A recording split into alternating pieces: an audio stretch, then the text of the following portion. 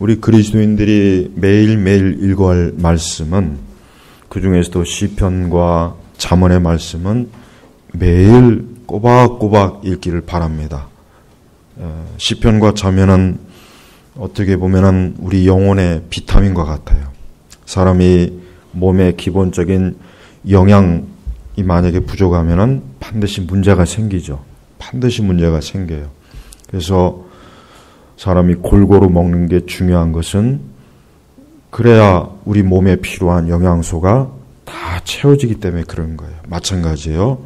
우리는 성경 66권이 다 중요합니다. 다 중요한데 그 중에 시편과 잠언은 특히 중요해요. 왜냐하면 시편과 잠언은 가만히 읽어보면은 이 시편과 잠언은 우리 성도들이 이 땅에서, 즉 하나님 나라에 들어가기 이전에 이 땅에서 우리 성도들이 순례자의 길에 가는데 이 시편과 잠언은 우리에게 절대적인 가르침을 엄청나게 많이 주기 때문에 그래요. 그래서 가급적이면은 시편과 잠언은 매일매일 정해놓고 꼭 읽으시 바랍니다.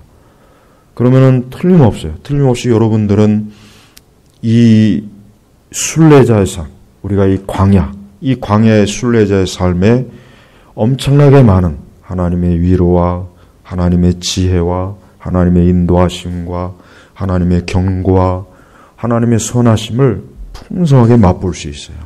왜 그렇게 많은 성도들이, 왜 이렇게 교회를 다니는 분들이 영적으로 뭔가 공허하고 무언가 자꾸 답답해하고 뭔가 살아가는데 빛이 없고 인도하심을 모르고 하나님의 훈계도 모르고 왜 그렇게 좌충우돌하는 이유가 뭐겠습니까? 그것은 뭔가 말씀에 부족함이 있는 거예요. 그게 뭡니까? 시편과 잠언의 말씀이에요. 사실 많은 교회들에서 시편과 잠언의 말씀을 잘 강해를 하지 않아요. 또 구체적으로 잘 말씀을 가르치지 않습니다. 그로 인해서 얼마나 많은 신자들이 이 땅에서 순례자의 길을 제대로 가지 못하고 큰 어려움을 겪는 경우가 너무 많습니다. 그러니 우리는 시편과 잠언의 말씀을 매일매일 내 영혼의 비타민이라고 생각하고 꼬박꼬박 읽으십시오.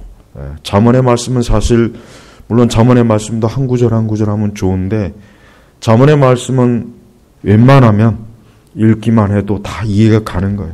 바보 천치가 아니라 잠언은 읽으면 웬만큼 다 이해가 가고, 다른 성경의 말씀을 보충해서 충분히 들었다면 잠언은 충분히 이해할 수 있어요.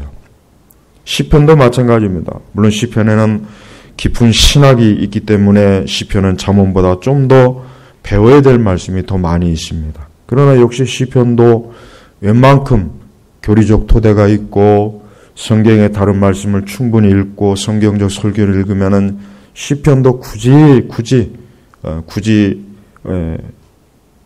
깊이 있는 설교를 듣지 않아도 시편도 충분히 이해할 수가 있는 거예요.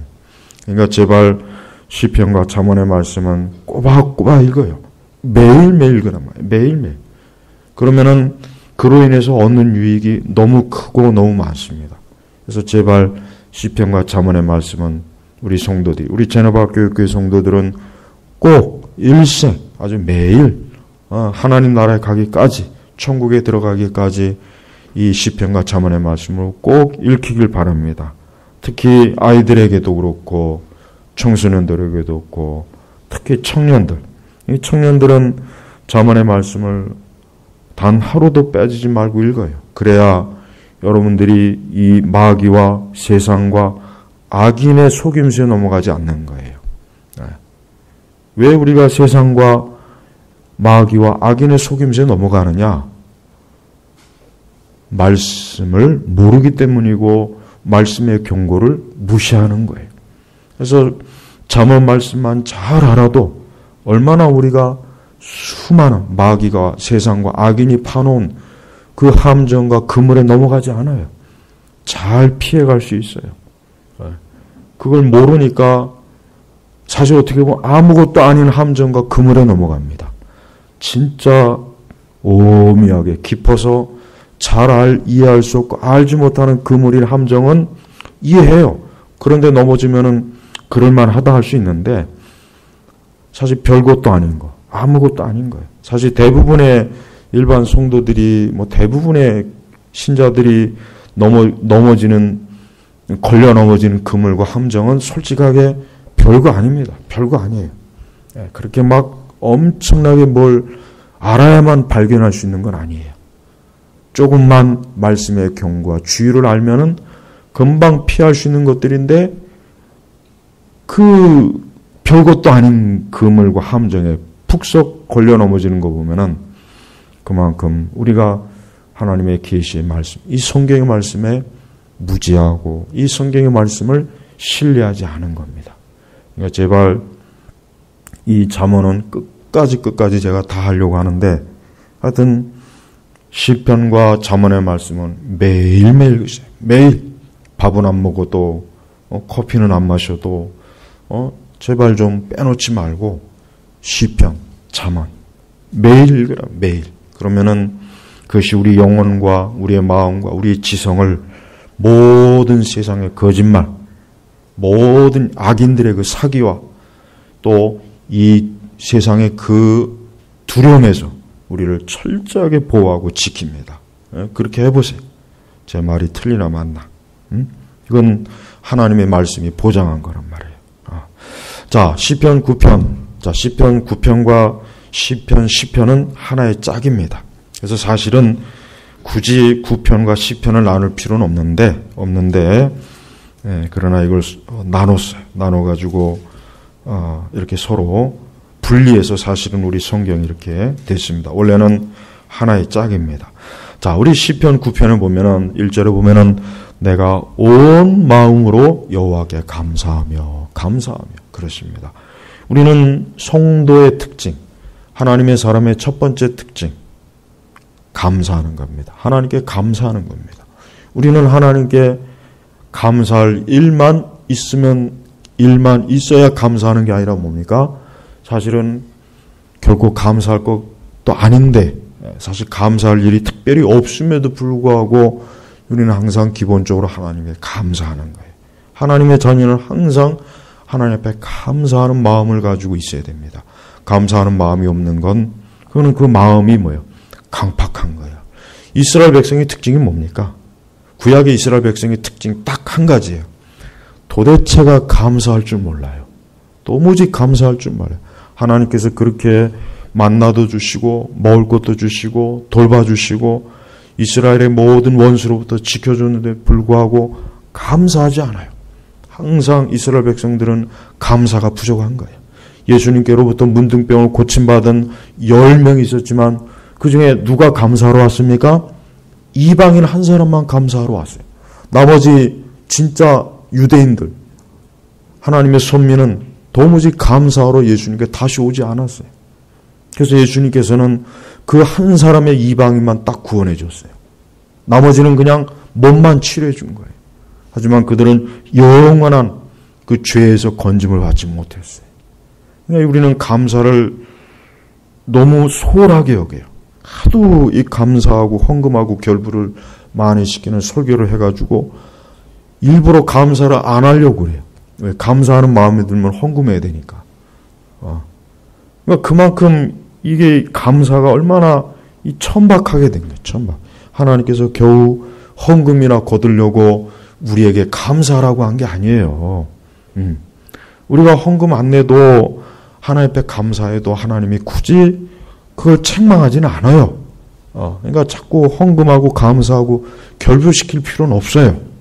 물론 우리가 감사하는 마음에서 하나님 앞에 헌금할 수도 있고 그러나 헌금하고 자꾸 감사하는 마음하고 결부시킬 필요는 없단 말이에요. 우리는 우리의 온 마음으로 그랬잖아. 온 마음으로 돈봉투가 아니라 내가 돈봉투로 여호와께 감사하며가 아니잖아요.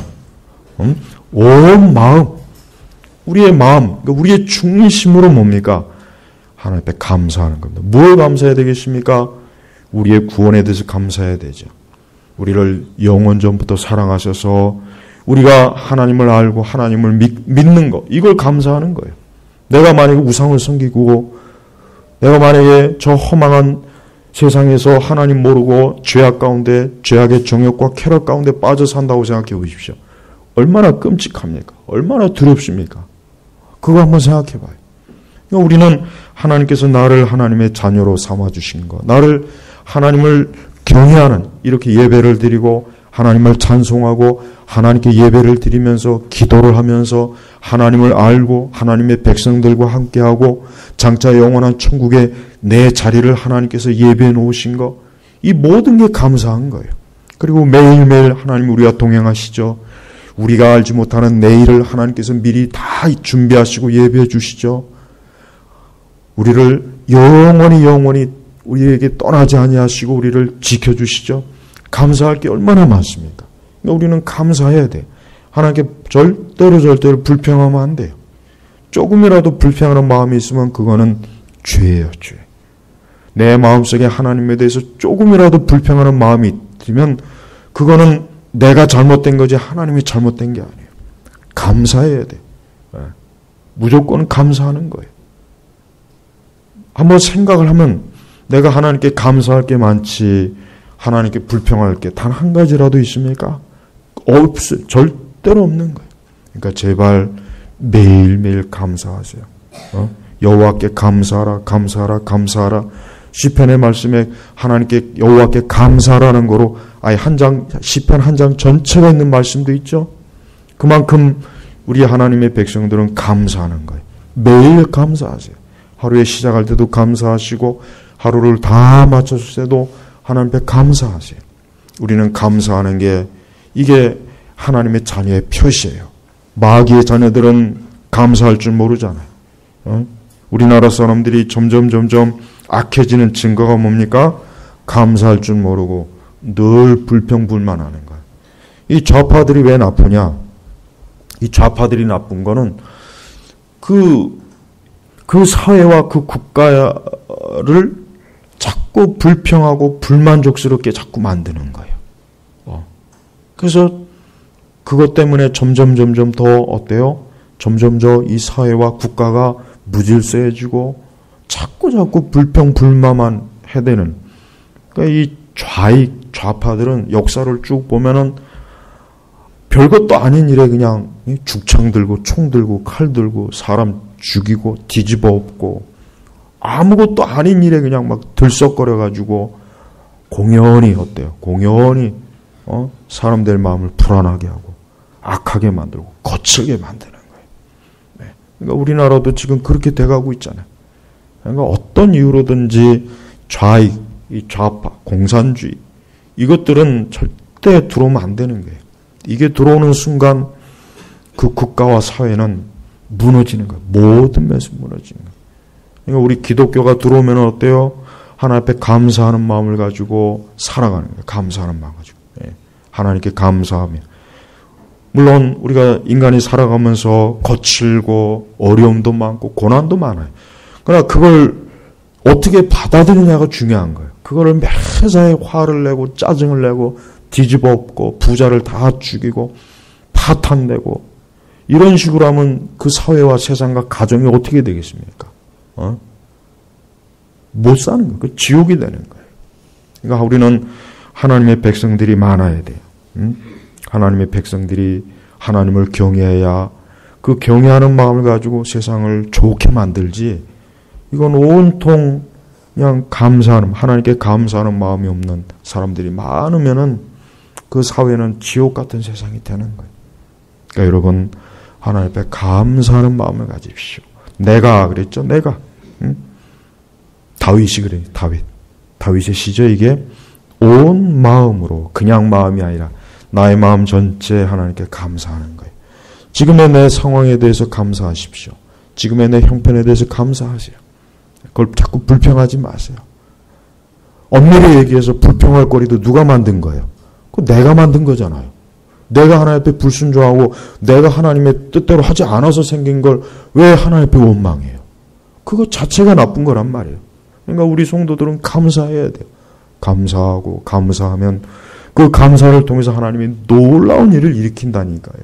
그러니까 제발 감사하는 걸 우습게 여기지 말고 하나님 앞에 항상 마음으로 감사해요. 마음으로. 그래서 여기서 온 마음, 완전한 마음으로 감사하고. 그러니까 다윗은 하나님 앞에 이렇게 감사하는 걸 즐거워한 사람이에요. 우리는 하나님 앞에 감사하는 게 얼마나 경건한 일인지 깨달아야 되고 감사하는 게 얼마나 영적으로 좋은 겁니다. 감사를 많이 해야 돼요. 혹시라도 만약에 내 마음속에서 하나님께 감사하는 마음이 생기지 않는다면 그거는 반드시 회개해야 됩니다. 반드시 그 전에 회개해야 돼요. 내가 하나님 앞에 이렇게 감사하는 마음이 없다는 건 이건 뭔가 크게 문제가 있어요. 이건 크게 죄를 이거는 악인의 마음이에요. 이건 거친 마음이고 이거는 아주 강팍한 마음이에요. 그래서 우리는 감사하는 마음을 항상 달라고 기도할 필요가 있습니다. 감사할 줄 알아야 돼요. 감사할 줄 모르는 것은 그것은 인간으로서 가장 중요한 요소가 빠진 거예요. 그러면서 주님의 모든 놀라운 일들을 전하겠습니다. 주님의 모든 놀라운 일들. 하나님의 모든 놀라운 일이 뭐겠습니까? 제일 첫 번째 우리가 회개하는 겁니다. 우리의 마음이 회개하고 하나님께로 돌이킨 것, 회심. 이걸 감사해요. 이걸 전해야 돼요. 여러분 우리는 하나님의 놀라운 일들이 뭐겠습니까? 우리는 예수 그리스도를 통해서 내가 하나님의 자녀가 된 것. 이게 가장 놀라운 일이에요. 우리는 놀라운 일을 하면은 기도했더니 돈이 많이 벌렸습니다. 사업이 잘 됐습니다. 병 고침을 받았습니다.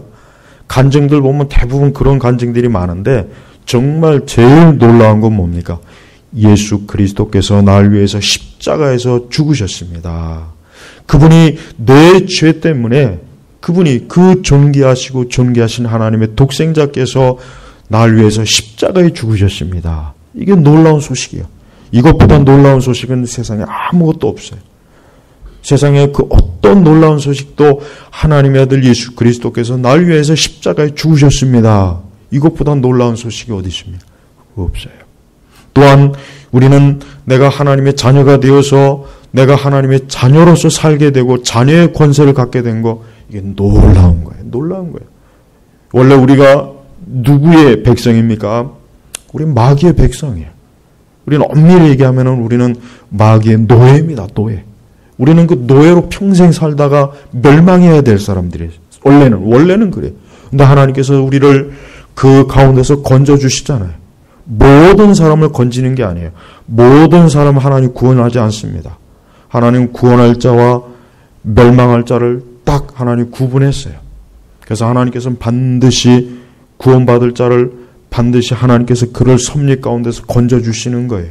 그래서 우리는 복음을 전할 때 왜 복음을 전할 때 확신을 가지고 전할 수 있느냐? 거기에는 반드시 하나님의 택자가 있다는 확신이 있기 때문에 그러는 거예요. 그런 확신이 있기 때문에 우리가 복음을 전해도 낙심하지 않는 거예요. 반드시 열매가 있게 돼 있는 거예요. 그러니까 하나님께서 나를 건진 거예요. 나를 건져서 하나님의 자녀로 삼으셔서 하나님의 뜻 가운데 나를 세우시고 영원한 하나님 나라를 유업으로 받게 한 거예요. 이게 얼마나 놀라운 일입니까? 이게 놀랍잖아요. 예? 우리는 진짜 놀라워야 될 일은 놀라워하지 않고 전혀 놀라워할 필요가 없는 것들을 놀라워하죠. 우리는 세상의 육적인 걸 가지고 놀라울 필요는 없어요. 우리는 세상에 그 보잘것없는 것 가지고 놀라울 필요는 없어요. 엄밀히 얘기하면 신문에 단 하나도 놀라울 일은 없어요. 왜냐? 신문의 내용 중에 놀라울 게 뭐가 있겠습니까? 원래 죄악된 세상에 죄인들이 저지른 일이 다 당연하게 그렇게 나오는 건데 놀라울 게 뭐가 있겠어요? 죄인이 죄 짓는 게 뭐가 놀라워요? 그건 당연한 거예요. 죄인이 의로운 일을 하는 게 그게 사실은 놀라운 거예요. 사실은. 그러니까 우리는 세상의 일 가지고 놀라울 필요는 아무것도 없어요. 세상에 어떤 죄가 생기고 죄인이 이런 일 했다 저런 일 했다. 그건 지극히 당연한 거예요. 지극히. 우리는 그걸 놀라울 게 아니라 그러한 죄인을 건지신 하나님의 그 사랑, 그러한 죄 때문에 우리 죄 때문에 하나님의 거룩하신 분이 십자가에서 죽으시고 또 그분이 부활하신 것, 이게 얼마나 놀라울입니까? 그래서 여러분 이 세상에 가장 놀라운 일은 뭡니까? 하나님의 아들 예수 그리스도께서 십자가에서 죽으시고 그분이 부활하신 것, 이게 놀라운 일이에요. 또 그거로 끝입니까? 장차 하나님의 아들 예수 그리스도께서 이 땅에 재림하시는 거예요. 그래서 하나님 나라가 이루어지는 거예요. 이게 놀라운 거예요. 그러니까 그리스도의 복음은 뭡니까? 그리스도의 십자가의 속죄와 대속입니다. 그분이 날 위해서 죽으신 거예요. 또 내가 그로 인해서 산 거예요. 그분의 부활하심으로 내가 부활하는 겁니다. 그리고 장차 그분이 이 땅에 재림하시는 거예요. 이거예요. 바로 이 기독교는 이겁니다. 이게 놀라운 소식이에요. 이 소식을 뭡니까? 전하겠습니다. 주님의 모든 놀라운 일들을 전하겠습니다. 전하겠습니다. 그래서 우리 성도들은 이러한 놀라운 소식을 전하는 사람이에요. 우리 성도들은 하찮은 육적인 걸 놀랍다고 전할 필요는 없어요. 주님의 즉 주께서 하나님께서 그리스도께서 하신 놀라운 일들을 전하겠습니다. 전하겠습니다.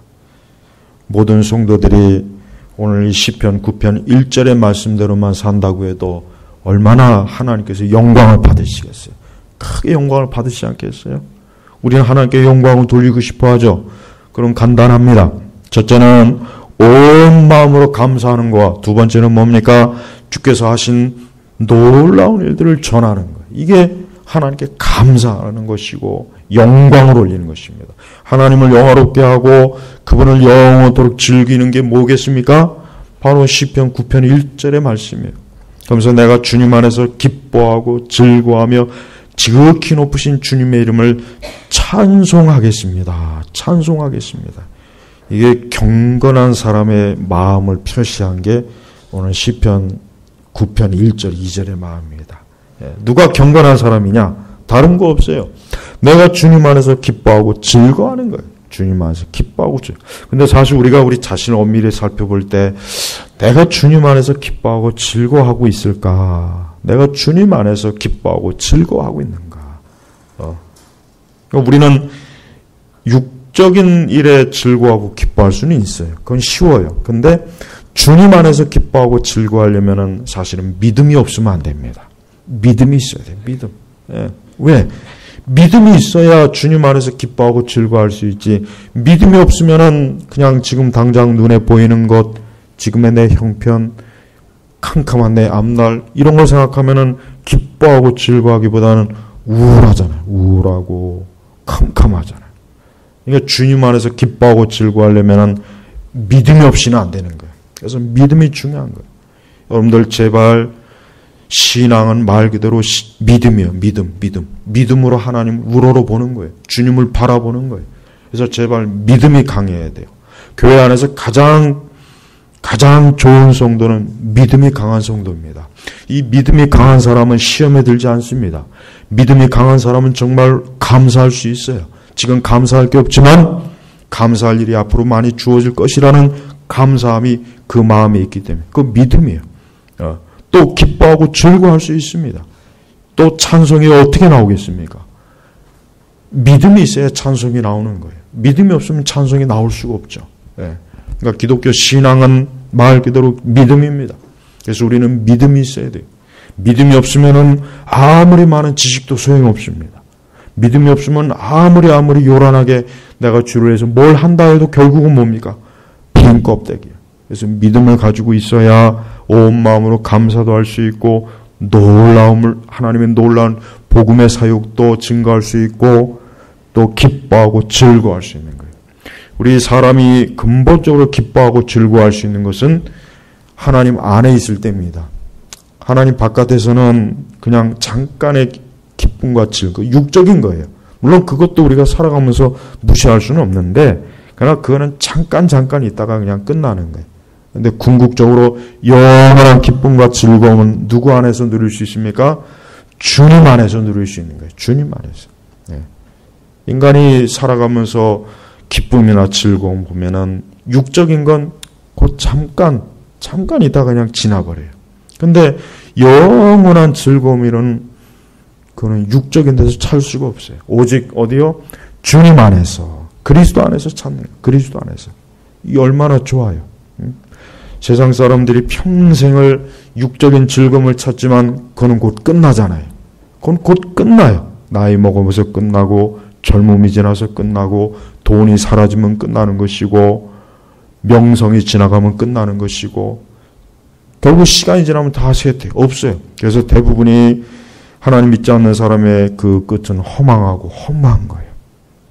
한때 아무리 유명하고 아무리 인기 있고 아무리 요란한 시간 지나면 다 그냥 쇠퇴하고 없어져요. 그러나 성도는 뭐예요? 영원한 기쁨과 즐거움이 있어요. 왜 그랬습니까? 그가 그리스도 안에 있기 때문에 그러는 거예요. 여러분, 사실 지금 기뻐하고 즐거워할 일이 뭐가 있겠어요?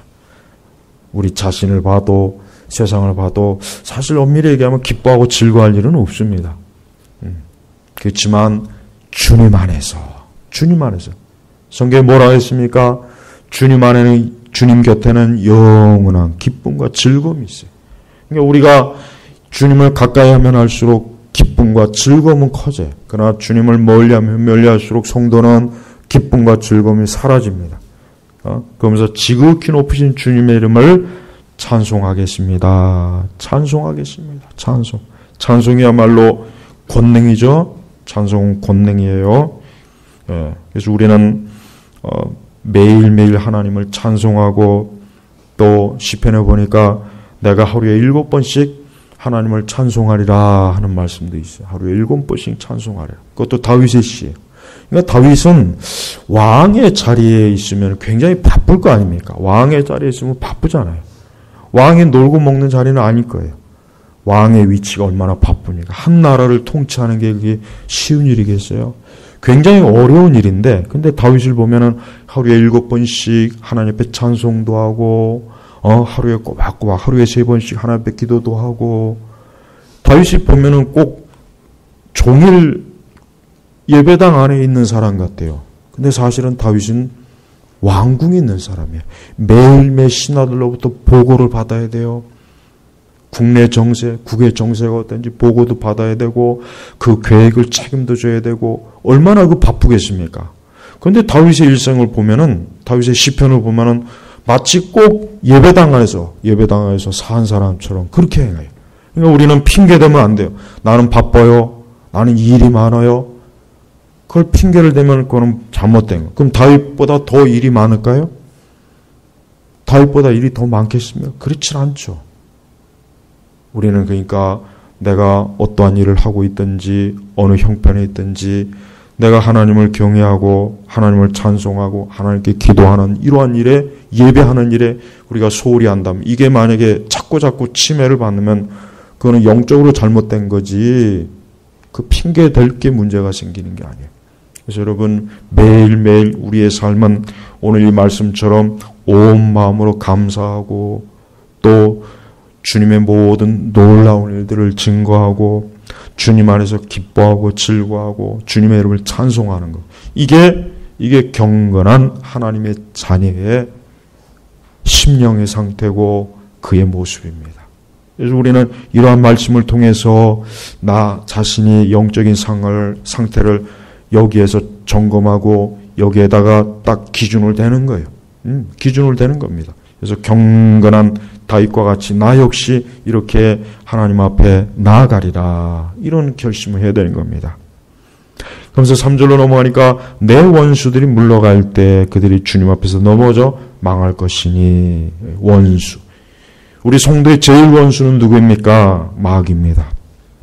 마귀요. 이 마귀와 귀신입니다.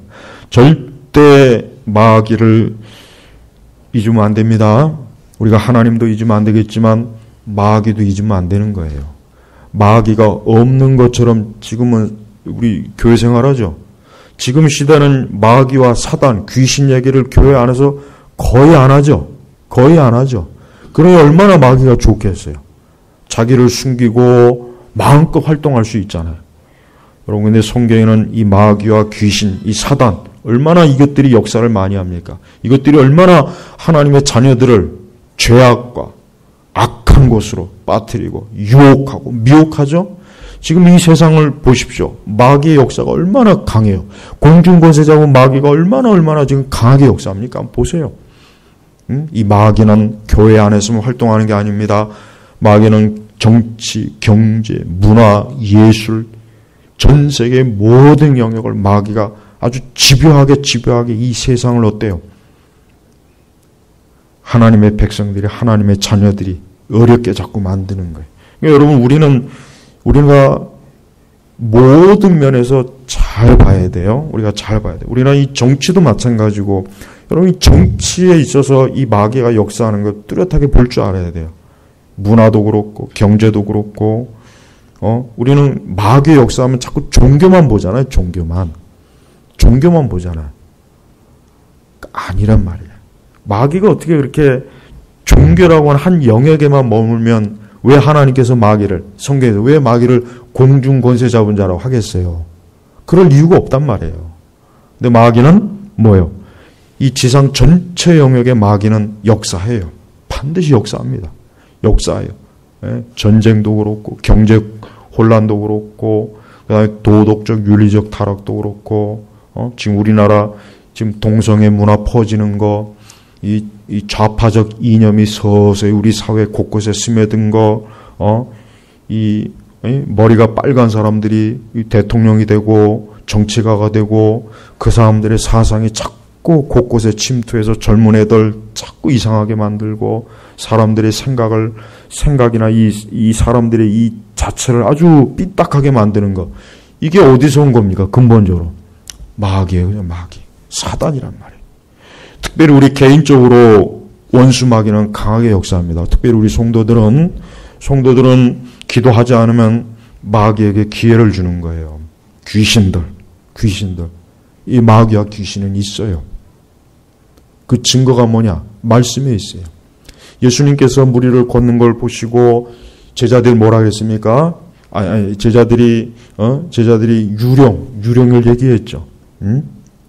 또 성경은 곳곳에 예수님께서도 마귀와 사단에 대해서 직접적으로 언급했고 그 다음에 구약에도 그렇고 신구약 전체 계시록에도 보십시오.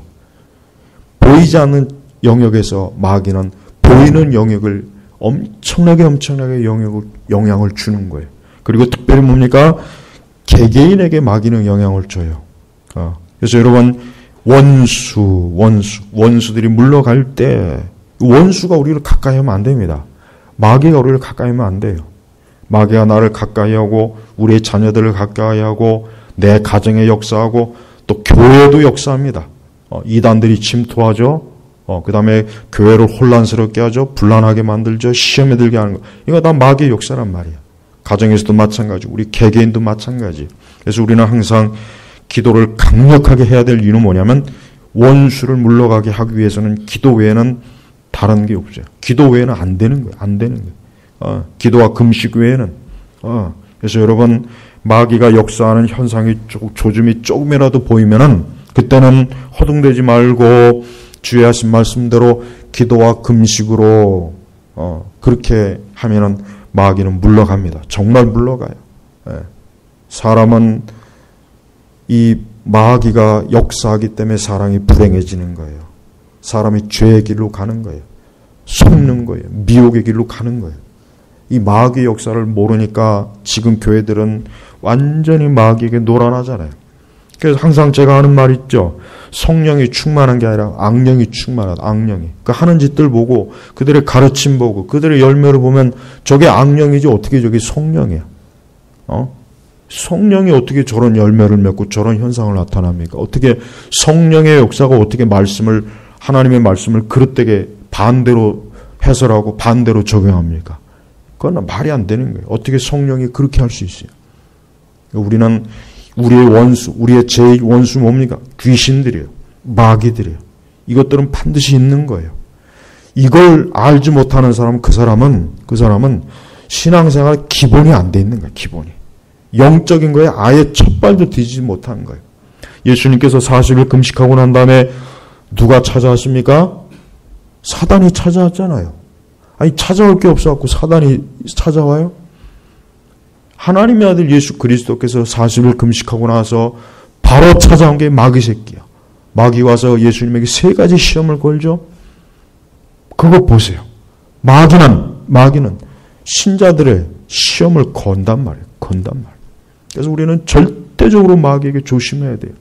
그래서 항상 깨어 기도하지 않으면 마귀는 반드시 역사해요. 사람을 통해서 역사하고 환경을 통해서 역사하고 여러 상황을 통해서 마귀는 역사합니다. 반드시 역사하는 거예요.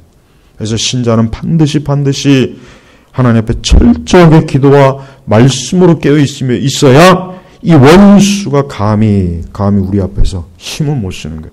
그래서 원수들이 물러갈 때 그들이 주님 앞에서 넘어져 망할 것이니. 그렇죠. 이 원수는 주님 앞에서 넘어져 망합니다. 망해요. 우리가 예수님께 기도와 말씀으로 주님을 가까이 하면 이 마귀는 뭐예요? 물러갑니다. 주님 앞에서 넘어져 망합니다. 그래서 우리가 절대 우리의 원수 마귀에게 기회를 주면 안 돼요.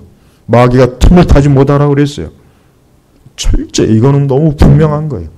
지금은 교회 안에 마귀의 역사가 많아요. 제일 첫 번째, 말씀을 잘못 가르쳐요. 말씀을 잘못 가르쳐요. 난 도대체가 어떻게 저딴 식으로 말씀을 가르치는지 이해가 안 돼. 무식하니까 그러니까. 신학도 모르고 교리도 모르는 인간들이 맨날 그냥 하나님 말씀 가지고 장난을 쳐요. 예? 그저 심리적인 위로나 주고 그저 정서적인 위로나 주고 맨날 그따위 설교나 하고 그런 설교만 맨날 쳐듣고 있으니까 죄가 뭔지 거룩이 뭔지 경건이 뭔지 악이 뭔지 마귀가 뭔지 아무것도 분별 못하는 바보 천치들이 강단에도 있고 회중석에도 있고 이러니까 교회가 어떻게 되겠습니까? 마귀에게 완전히 놀아나고 있잖아요. 지난 2013년도 WCC 대회 자체를 보십시오. 그건 우리 한국교회는 그것으로 끝난 거예요. 그거로 벌써 이미 끝난 거란 말이에요. 그거 보면은 이제 우리나라 교회는 망했구나, 무너졌구나. 딱 그 생각 안 들어요. 아직도 그거 회개하는 놈이 한 놈도 없어요. 거기에 참가했던 놈들 중에 단 한 놈도 아직도 회개하는 놈이 없어요. 그 인간들 전부가 다 나는 그 어떤 지옥 간다고 생각해요. 어떤 WCC 지지하고 거기 서명하고 거기 참여하고 그 주단 인간들 그건 다 지옥 가야 돼. 지옥 갈 거예요, 그것들. 어떻게 그리스도와 벨리알이 함께합니까? 어떻게 목사가 승려하고 천주교 사제하고 온갖 잡단 인간들하고 손잡고 두 손 들고 거기서 그건 마귀 역사란 말이야. 마귀 역사 말.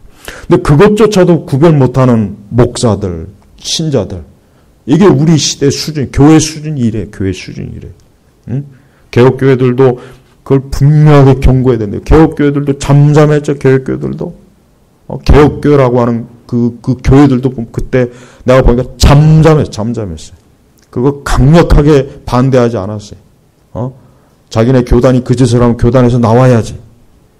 합동 측의 그 개혁교회라고 하는 인간들 보면은 그거 적극적으로 반대하고 그걸 강력하게 규탄해야 돼. 그거 안 했잖아요. 그러니까 원수가 물러가겠습니까? 원수가 오히려 다가오잖아요. 여러분 제발 여러분 계시록을 보십시오. 계시록에 많은 의미가 있지만 한 가지 분명한 게 있어요. 뭐냐면 얼마나 사단이 강하게 역사합니까? 한번 그거 보세요. 예수님이 뭐라 그랬습니까? 할 수만 있으면 택한 자들까지도 마귀는 미혹할 수 있다 그랬어요. 근데 그 하나님이 그걸 허락하지 않았을 뿐이지 마귀는 할 수만 있으면 택한 자들도 미혹할 수 있는 거예요. 이렇게 마귀가 강해요. 근데 마귀에게 이렇게 다 속아 넘어가잖아요. 그래서 여러분 교리를 그래서 철저하게 배워야 되는 거예요. 교리와 신학을 철저하게 배우지 않으면은 다 속습니다. 말씀만 읽어갖고는 안 돼요.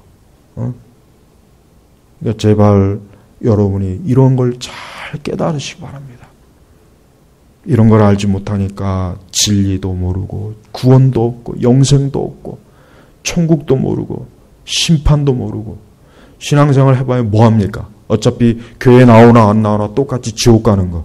그러니까 교회 다니지 마야 돼요. 교회 나오나 안 나오나 지옥 가는데 뭐하라고 교회 나요? 그냥 세상에서 실컷 하고 싶은 대로 다 하면서. 물론 교회 나와도 하고 싶은 거 다 하니까 이래저래 별 다를 건 없겠네. 생각해보니까. 말씀을 맺겠습니다. 여러분을 항상 주시하는 원수가 있습니다. 하나님께서도 우리와 함께 하지만 마귀도 항상 우리를 배회한다는 것 제발 명심해요. 그러니까 매일매일 우리의 삶 속에서 마귀가 내 삶의 주변을 얼마나 배회하고 있는지 생각한다면 끔찍한 거예요. 예? 이런 거 생각한다면 우리가 잠을 자고 있겠어요? 기도에 잠을 자고 있겠습니까?